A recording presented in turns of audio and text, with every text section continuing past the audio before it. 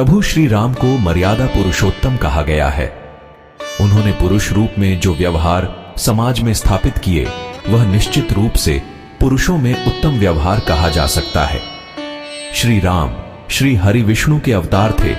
पृथ्वी पर सत्य की स्थापना करने, संत अर्षि मुनियों को अभय दान देने के उद्देश्य से आए थे।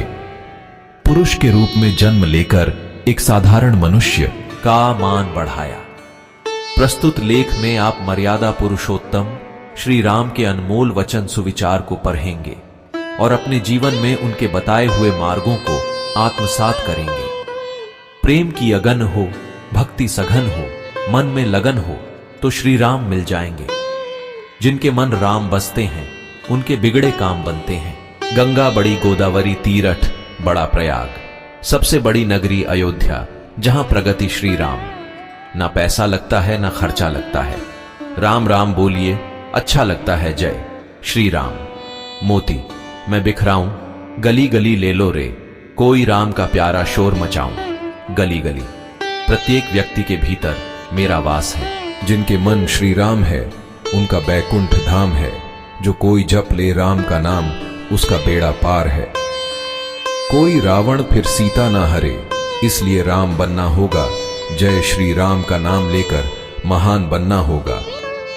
राम जिनका नाम है, अयोध्या जिनका धाम है, ऐसे रघुवीर को बारंबार प्रणाम है। तुम्हें पूजन को श्री राम बनाया मन मंदिर। आलीशान उपलब्धि चाहे छोटी हो या बड़ी, सब विधाता के हाथ है। इसलिए घमंड नहीं, प्रेम करो। आत्मा कभी नहीं मरती, वह एक शरीर से निकलकर दूसरे शरीर में चली जाती है। इसलिए ईश्वर पर अपने जीवन का भार सौंपकर मृत्यु से निर्भय हो जाओ। चमत्कारी शक्तियां आपके जीवन में तभी चमत्कार उत्पन्न करती हैं जब आप मन, क्रम, वचन आदि से पवित्र हो। प्रभु श्री राम मर्यादा पुरुषोत्तम थे। उनके व्यवहार को एक सभ्य समाज में अपनाया जाना सुखद समाज की कल्पना है। जो मनुष्य श्री राम के जीवन से प्रेरणा लेता है, उनके बताए गए मार्ग पर चलने का अभ्यास करता है, वह मनुष्य स्वयं मोह माया आदि के बंधनों से मुक्त होकर परम सत्ता को प्राप्त करता है तथा अपने सगे संबंधियों को भी शिक्षित करता है। उन्हें भी ईश्वर की प्राप्ति का मार्ग दिखाता है। प्रभु श्री राम ने महान लक्ष्य तथा उद्देश्यों को प्राप्त करने के लिए छोटे छोटे रूप में कार्य किया।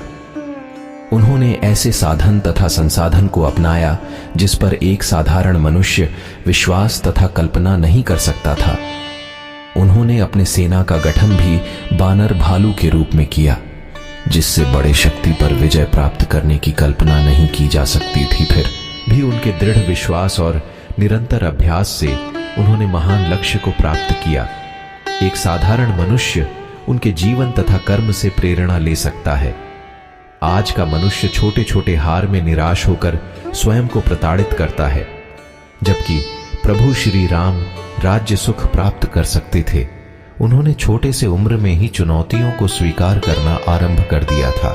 उनकी जीत के प्रति दृढ़ इच्छा शक्ति सभ्य समाज को मार्गदर्शन कर सकती है। उपरोक्त लेख आपको कैसा लगा? अपने सुझाव तथा विचार कमेंट बॉक्स में लिखें।